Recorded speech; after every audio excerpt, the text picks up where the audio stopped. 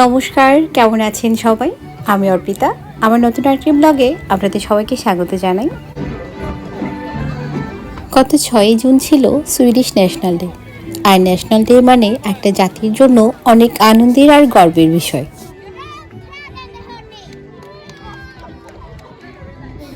সেদিন আমরা গিয়েছিলাম গামলপসালে নামে একটা জায়গায়, যে জায়গায় প্রায় প্রতি বছরই উদযাপন করা হয় এই সুইডিশ ন্যাশনাল ডে। তার উপর কিছুদিন পরে পালন করা হয় এখানে মিড সামার নামে একটা অনুষ্ঠান হয়, যেটা সামারের প্রায় মাঝামাঝি সময়ে প্রতি বছর এই অনুষ্ঠানের আয়োজন করে। তবে এই অনুষ্ঠানের মূল আকর্ষণ হচ্ছে সুইডিশদের যে ঐতিহ্যবাহী পোশাক আর ওদের যে পুরনো সব ঐতিহ্য আছে, সব ঐতিহ্যকে ওরা সেদিন খুব সুন্দর করে তুলে ধরে বিভিন্ন নাচ আর গানের মাধ্যমে। আর ন্যাশনাল ডেতেও কিন্তু ওদের আনন্দের কমতি ছিল না। প্রায় বাচ্চা থেকে বুড়ো সবাই কিন্তু মনের খুশিতে নাচ গান করছিল নিজের মনের মতো করে। সুইডেনের এখন প্রায় প্রত্যেকটা জায়গায় শহরে জীবনযাপন হলেও একটা সময় কিন্তু ছিল যখন ওরা গ্রামীণ পরিবেশ আর শহরের পরিবেশের মধ্যে বেশ অনেকটাই পার্থক্য ছিল।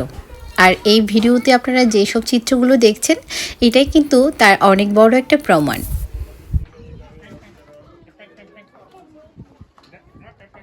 যদিও বা এর জায়গায় আমি আগেও গিয়েছিলাম, কিন্তু আমার কখনো খুব ভালো করে ঘুরে দেখা হয়নি।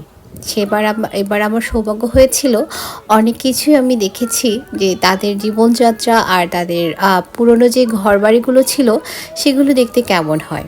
আমার পরবর্তী ভিডিওতে আমি অবশ্যই আপনাদের সাথে শেয়ার করব যে সুইডিশরা আগে কীরকম জীবনযাপন করতো, তারা কিভাবে তাদের ঘরবাড়িগুলো রাখতো কিংবা কিভাবে তারা খাবার খেত, সব কিছুই আমি আপনাদেরকে দেখাবো পরবর্তী ভিডিওতে।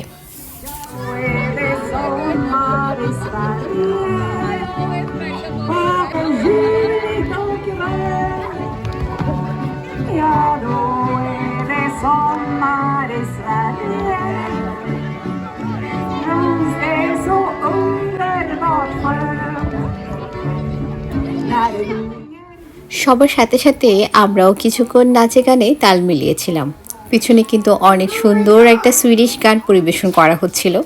যদিও গানের প্রত্যেকটা মিনিংস আমি খুব ভালো করে বলতে পারবো না, তবে বুঝতে পারছি ওরা সামার নিয়ে কোনো একটা গান করছিল।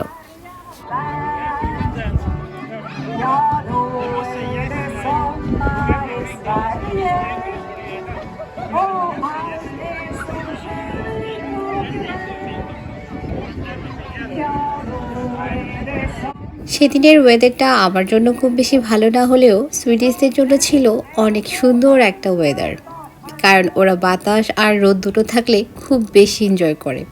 যদিও বা আমার অনেক বেশি বাতাসে একটু সমস্যা হয়, যার কারণে আমি চেষ্টা করছিলাম ভিতরে চলে যাওয়ার।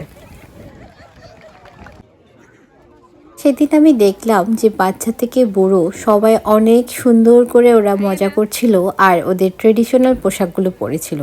বিশেষ করে যারা অনেক বেশি বয়স্ক, তারা কিন্তু ট্রেডিশনাল পোশাক পরে আসতে একেবারেই ভুল করেননি। তবে আমার যেটা চোখে পড়লো যে আনন্দ করতে আসলে কোনো বয়স লাগে না। অল্প কোনো একটা কারণ হলেও কিন্তু অনেক ভালো করে অনেক সুন্দর করে আনন্দ করা যায়।